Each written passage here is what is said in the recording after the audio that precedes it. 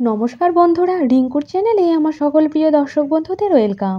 আজকে আমার রেসিপি রুই মটরশুঁটির দো পেঁয়াজা। এটি ভীষণ সিম্পল এবং ইউনিক একটি রেসিপি। এই রেসিপিটা সম্পূর্ণ আমার নিজস্ব রেসিপি। বাঙালির প্রিয় মাছ, কথাতেই আছে মাছে ভাতে বাঙালি। এই পদটি গরম গরম ভাতের সাথে খেতে অনবদ্য লাগে।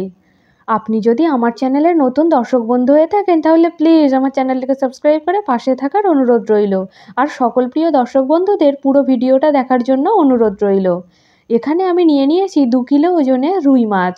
মশলার মধ্যে নিয়েছি পেঁয়াজ, টমেটো, কাঁচা লঙ্কা, হলুদ গুঁড়ো, কালো সাদা সর্ষে বাটা, স্বাদমতো লবণ আর ধনেপাতা কুচি।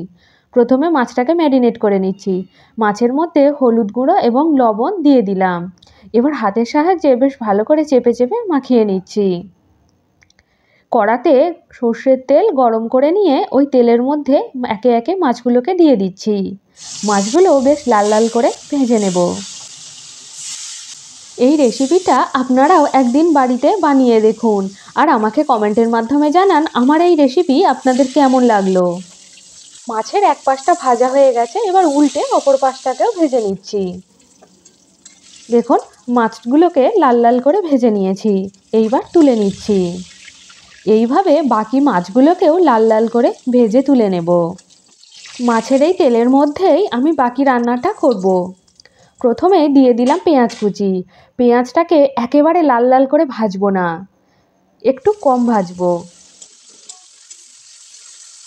এই রান্নাটি আমি অল্প উপকরণে অল্প মশলায় বানিয়ে দেখাবো, কিন্তু এর স্বাদ হয় অসাধারণ। পেঁয়াজটা ভাজা হয়ে গেছে, এরপরে টমেটো এবং কাঁচা লঙ্কা কুচি দিয়ে দিলাম। এবার টমেটোটা গলে যাওয়া পর্যন্ত সব কিছুকে বেশ ভালোভাবে কষিয়ে নেব মিনিট 3 সময় ধরে। এই সময় গ্যাসের ফ্লেমটা মিডিয়ামে রেখেছি। টমেটোটা যাতে তাড়াতাড়ি সেদ্ধ হয়ে যায় সেই জন্য এর মধ্যে অ্যাড করলাম লবণ।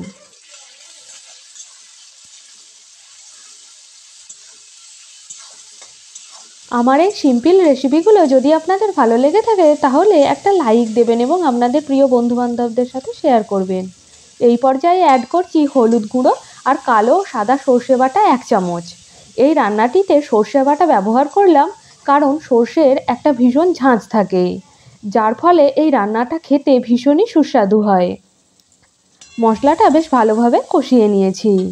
এই পর্যায়ে এর মধ্যে অ্যাড করছি এই রান্নার মূল উপকরণ মটরশুঁটি। মটরশুঁটি দিয়ে 30 সেকেন্ড মতো কষিয়ে নিয়েই এর মধ্যে দিয়ে দিলাম গরম জল। জলটা ফুটিয়ে নেব। জলটা যখন ফুটে উঠবে তার কিছুক্ষণ পরেই এর মধ্যে অ্যাড করে দেব ভেজে রাখা মাছগুলো। দেখুন জলটা ফুটে উঠেছে। 5 মিনিট মতো জলটাকে ফুটিয়ে নিয়েছি। এরপর এর মধ্যে একে একে ভেজে রাখা মাছগুলোকে দিয়ে দিচ্ছি। এই রান্নায় মটরশুঁটিটা বেশিক্ষণ কষানো যাবে না, এটা ভীষণ কচি মটরশুঁটি। আপনাদের একটা বিষয় খেয়াল রাখতে হবে, এই রান্নাটি করার সময় কচি মটরশুঁটির প্রয়োজন, তবেই এর টেস্ট ভালো আসবে। এরপর উপর থেকে ছড়িয়ে দেব কিছুটা ধনেপাতা কুচি। ধনেপাতা কুচি ব্যবহার করলে এর ফ্লেভারটা ভীষণই সুন্দর আসবে। এইবার 6 থেকে 7 মিনিট সময় ধরে হাই ফ্লেমে মাছটাকে ফুটিয়ে নিচ্ছি। গ্রেভিটা যখন অনেকটা কমে আসবে, বেশ গামাখো গামাখো হবে, সেই পর্যায়ে মাছটা নামিয়ে নেব।